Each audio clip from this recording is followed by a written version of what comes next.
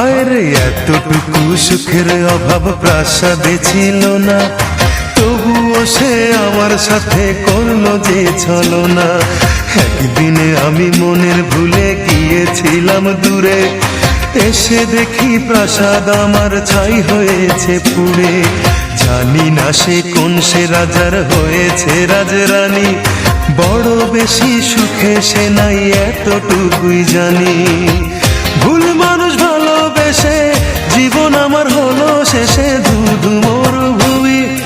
যখন তোমার কেউ ছিল না তখন ছিলাম আমি, এখন তোমার সব হয়েছে পর হয়েছি আমি।